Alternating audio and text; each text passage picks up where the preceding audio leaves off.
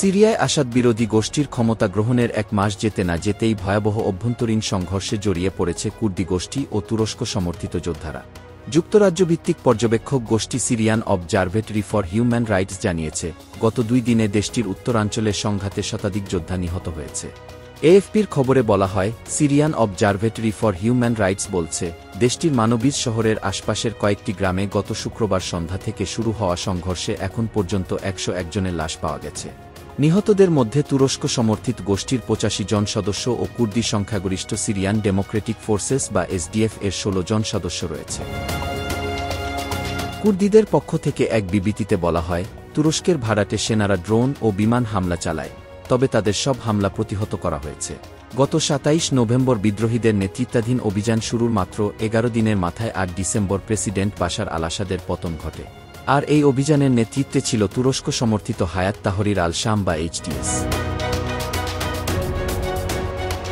যদিও এতদিন যুক্তরাষ্ট্র এবং ইউরোপীয় ইউনিয়ন এইচটিএসকে সন্ত্রাসী গোষ্ঠী হিসেবেই ঘোষণা দিয়েছে, কিন্তু সিরিয়ার ক্ষমতা গ্রহণের পরপরই এইচটিএসকে আর সন্ত্রাসী বলছে না। তবে বাশার সরকারকে উৎখাত করতে এতদিন কুর্দিদের পেছনে শক্তি জুগিয়েছে যুক্তরাষ্ট্র, কিন্তু এইচটিএস ক্ষমতা গ্রহণের পর এখন কুর্দিদের বিষয়ে নমনীয়তা দেখাচ্ছে না যুক্তরাষ্ট্র।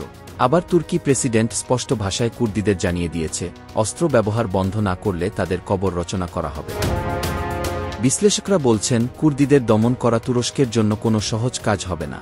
সিরিয়ায় যতগুলো গোষ্ঠী আছে সবার মধ্যে কুর্দিরা যুদ্ধে সবচেয়ে পারদর্শী এবং দশকের পর দশক যুদ্ধ করে টিকে রয়েছে। বরং কুর্দিদের সাথে যুদ্ধ জড়ালে সিরিয়ার অস্তিত্বই বিপন্ন হবে। এদিকে সিরিয়ার জন্য খুব ভালো কোনো খবর দিচ্ছে না যুক্তরাষ্ট্র। মধ্যপ্রাচ্যে ইসরায়েলের অবস্থান পাকাপোক্ত করতে এবং আঞ্চলিক শক্তি ও প্রভাব বাড়াতে দেশটিকে $800 কোটি মূল্যের অস্ত্র দেওয়ার পরিকল্পনা করেছে বাইডেন প্রশাসন।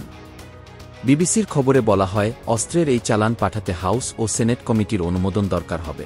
এ চালানে থাকবে ক্ষেপণাস্ত্র ও গোলাবারুদ সহ বিভিন্ন ধরনের সমরাস্ত্র। প্রেসিডেন্ট জো বাইডেনের হোয়াইট হাউস ছাড়ার 2 সপ্তাহ আগে এমন পরিকল্পনার কথা জানানো হল। বাশার সরকারের পতনের পরপরই ইসরায়েল নজিরবিহীন হামলা চালায় সিরিয়ায়। এসব হামলায় দেশটির সামরিক শক্তির প্রায় 70% ধ্বংস করে দেয়া হয়। ইসরায়েলের হাতে ভবিষ্যতে এসব অস্ত্রের মজুদ বাড়লে তা সিরিয়ার জন্য কোনো ভালো কিছু বয়ে আনবে না। এদিকে মেহের নিউজের এক খবরে বলা হয়, ফিলিস্তিনের ইসলামী প্রতিরোধ আন্দোলন হামাসের সামরিক শাখা ইজাদ্দিন আল কাসসাম ব্রিগেড একদিনে ইসরায়েলের 5টি মার্কাভা ট্যাঙ্ক ধ্বংস করেছে। শনিবার এক বিবৃতিতে কাসসাম ব্রিগেড জানিয়েছে, অবরুদ্ধ গাজা উপত্যকার উত্তরাঞ্চলে তারা এসব ট্যাঙ্ক ধ্বংস করে। সংগঠনটি জানিয়েছে, তারা প্রথমে জাবালিয়া শহরের পশ্চিমাঞ্চলে একটি ট্যাঙ্ক ধ্বংস করে। পরে একই শহরের পশ্চিমাঞ্চলে হামাস যোদ্ধারা আরও 4টি ট্যাঙ্ক ধ্বংস করতে সক্ষম হয়।